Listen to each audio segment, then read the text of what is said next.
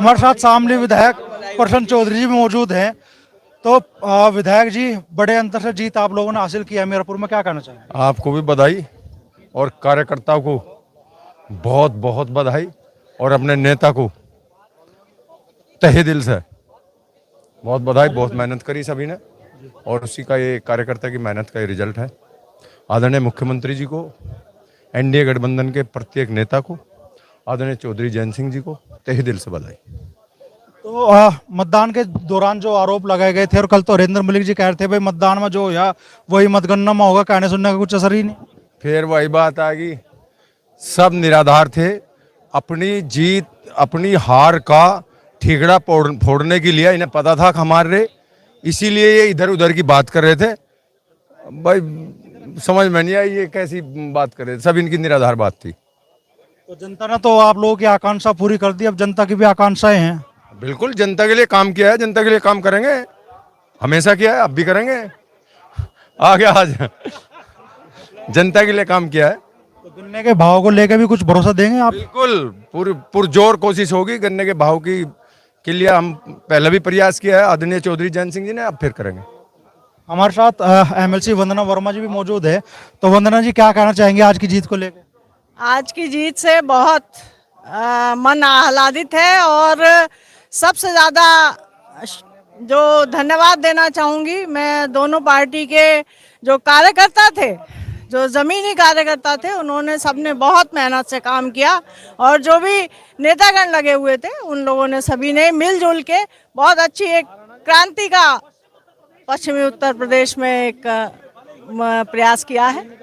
योगी जी जो नारे देकर गए थे मीरापुर से, कितना नल चला दो कि सारा बारूद शांत हो जा, जनता ने मोहर लगा दी उन नारों को? जनता ने मोहर लगा दी और बहुत जोर शोर से लगा दी। कैबिनेट मंत्री अनिल कुमार जी मौजूद है। अनिल जी, कैसे देख रहे हैं चुनाव परिणाम को? ये चुनाव बड़ी जीत है, इसका पूरा श्रेय आदरणीय माननीय मुख्यमंत्री जी की स्ट्रेटेजी को, आदरणीय चौधरी जैन जी की स्ट्रेटेजी को जाता है और सबसे ज़्यादा मीरापुर क्षेत्र की जो जनता है, जो सम्मानित मतदाता है, उनको जाता है। उससे अलग जो भारतीय जनता पार्टी का जो संगठन है, जो राष्ट्रीय लोकदल का संगठन है, जिन्होंने ज़मीन पर उतरकर इस चुनाव में काम करने का काम किया है और सभी समाज के लोगों में जाकर उन्होंने जो है अपनी बात रखने का काम किया है। एक भ्रामक जो जाल जो है विपक्ष के लोगों ने 2024 में वोटरों के बीच में फैलाने का काम किया था, उन सब बातों को रणनीतिक तौर से हम लोगों ने लोगों के बीच में जाकर उन सब चीज़ों को डायलूट किया और आज राष्ट्रीय लोकदल की नीतियों को, भारतीय जनता पार्टी की नीतियों को, एनडीए नीतियों की ये जीत है और ये बड़ा श्रेय जो है सभी समाज के लोगों को जाता है। दलित वोटरों का कितना साथ मिल पाया आप लोगों को? दलित वोटरों की एक बड़ी संख्या जो है राष्ट्रीय लोकदल को, एनडीए के प्रत्याशी मिथिलेश पाल जी को मिली है, ये बड़ी बात है। और निश्चित रूप से उन्होंने एक एनडीए की जो नीतियां हैं, राष्ट्रीय लोकदल की जो नीतियां हैं, साझेदारी की, भागीदारी की, अन्य को कल्याणकारी योजना सरकार की चले, उन सब पर मोहर लगाने का काम दलित समाज के लोगों ने भी किया है। हम उनका आभार व्यक्त करते हैं। अच्छा, जनता ने तो आप लोग की आकांक्षाएं पूरी कर दी, अब जनता की आकांक्षाएं हैं वो नारा याद आवे लोग 400, अब की बार 400 पार गन्ने का भाव भी। देखो, गन्ने का भाव अभी डिक्लेयर नहीं हुआ, गन्ने का भाव भी डिक्लेयर होगा और निश्चित रूप से पूरी सरकार किसान के साथ, नौजवान के साथ, दलित वंचित पिछड़ों के साथ में खड़ी है। यही बड़ी बात होती है। वो समय होगा, वो भी जो आप कह रहे हैं वो भी निश्चित रूप से होगा। किसानों को उसकी उपज का उचित दाम भी मिलेगा। 9 में से 7 विधानसभा सीटें एनडीए के खाते में जारी है और 2 विधानसभा सीटें ऐसी है जो कि समाजवादी पार्टी की सीटें थी। क्या कहना चाहेंगे? ये सोचने का विषय उनके लिए है, ये उनके लिए सोचने का विषय है जो अभी 37 सीटें लेकर 43 सीटें लेकर लोकसभा में आए थे, उनको सोचना चाहिए। वो ज़्यादा और कॉन्फिडेंट हो गए थे। जनता जनार्दन है, वो एक बार आप किसी जनता को, किसी मतदाता को भ्रमित करके बार बार कोई वोट नहीं देता।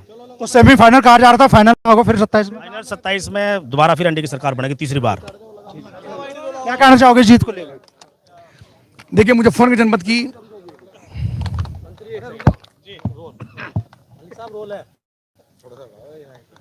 मंत्री जी, किस तरह से परिणाम मीरापुर में आए, किस तरीके से देखते हैं? देखिए, मुजफ्फरनगर जनपद की ये मीरापुर विधानसभा सीट है। श्रीमती मिथिलेश पाल भारी मतों के साथ, जो भारतीय जनता पार्टी राष्ट्रीय लोकदल के गठबंधन की प्रत्याशी हैं, भारी मतों के साथ जीत रही हैं, विधायक बन रही हैं। निश्चित रूप से हम सबके लिए बहुत ही प्रसन्नता का विषय है कि जिस प्रकार से जनता ने भरपूर आशीर्वाद माननीय मुख्यमंत्री योगी आदित्यनाथ जी के नेतृत्व में, आदरणीय जयंत चौधरी जी के नेतृत्व में गठबंधन प्रत्याशी मिथिलेश जी को दिया है, यह प्रत्याशी जीत है। निश्चित रूप से कार्यकर्ताओं का परिश्रम, आदरणीय मुख्यमंत्री योगी आदित्यनाथ जी की लोकप्रियता समाज के अंदर, जयंत चौधरी के प्रति आशीर्वाद, हमारे प्रदेश के अध्यक्ष भूपेन्द्र चौधरी जी उनकी लोकप्रियता और कार्यकर्ताओं का परिश्रम और आप सबका योगदान, तो निश्चित रूप से कह रहे हैं कि पुलिस ने बूथ कैप्चर किए हैं, लोकतंत्र की इतनी लाठियां मारी है कि लंगड़ा, बहरा और लूला हो गया। अगर ये सब चीज हो रही तो अभी सांसद चुनाव जीते फिर तब क्यों नहीं हुआ? सरकार तो तब भी हमारी थी। तो ऐसा नहीं है, जब हारते हैं तो ये आक्षेप लगाते हैं। कितनी शुक्र है इन्होंने अभी एक ले जाती का टूट नहीं आया, वो ट्वीट करने वाले हैं कि ईवीएम मशीनें हैंग कर दी गई हैं और ईवीएम में गड़बड़ हो गया है, वो भी ट्यूनिंग आने वाला है। इंतजार कर रहे हैं कि कितनी देर में आता है। समाजवादी पार्टी हारने के बाद हमेशा इसी प्रकार के आक्षेप लगाती है।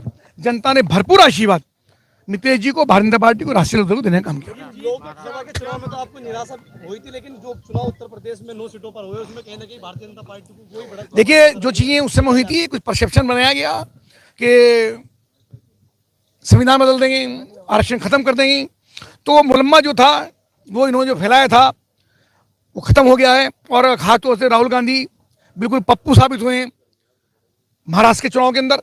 जिस प्रकार से उन्होंने जनता में एक गुमराह करने का काम जनता को किया, दुनिया भर के परसेप्शन चलाने का काम किया, जनता ने दिखा दिया महाराष्ट्र के अंदर भी कि कैसे जनता भारतीय जनता पार्टी को प्यार करती है। और एक निवेदन मैं आपसे करना चाहूँगा कि आदरणीय नरेंद्र मोदी की जो कार्यशैली है और दुनिया भर में जिस प्रकार से भारत के अंदर एक वर्चस्व भारत का बढ़ा है, भारत का सम्मान बढ़ा है, और जिस प्रकार से जीडीपी हमारी तीसरे स्थान पे आने वाली है, 5वें स्थान पर हम हैं, और दुनिया में हमारी अर्थव्यवस्था तेजी के साथ बढ़ रही है और लोकप्रियता लगातार बढ़ रही है, भारत का विश्वास जनता में बढ़ रहा है, वो माहौल महाराष्ट्र के अंदर है। क्योंकि महाराष्ट्र का चुनाव कोई प्रदेश का चुनाव नहीं है, महाराष्ट्र दुनिया की, हिंदुस्तान की आर्थिक राजधानी है और वहाँ से पूरी दुनिया के एक मैसेज आर्थिक चलता है।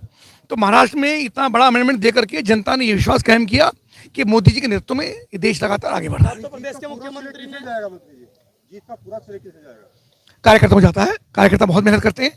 मुख्यमंत्री जी, प्रदेश अध्यक्ष जी, नेतागण तो अपना काम करते ही, पर जनता जितना काम करती है कि एक कार्यकर्ता काम करता है, बूथ पे काम करता है। तो मैं सर्वप्रथम बूथ स्तर तक के कार्यकर्ताओं को बधाई दूंगा कि उन्होंने पूरे परिश्रम के साथ, ईमानदारी के साथ काम करने का काम किया और मिथिलेश जी को जिताने का काम जो किया। मुख्यमंत्री ने नारा दिया था कटोगे तो बटोगे, वो आपको लगता है यहाँ पर सफल होता नजर आया? देखिए सारी चीजें वो देश के अंदर चला है। उन्होंने एक संदेश देने का काम किया कि समाज संगठित रहेगा, एकजुट रहेगा, तो उसका परिणाम आएगा।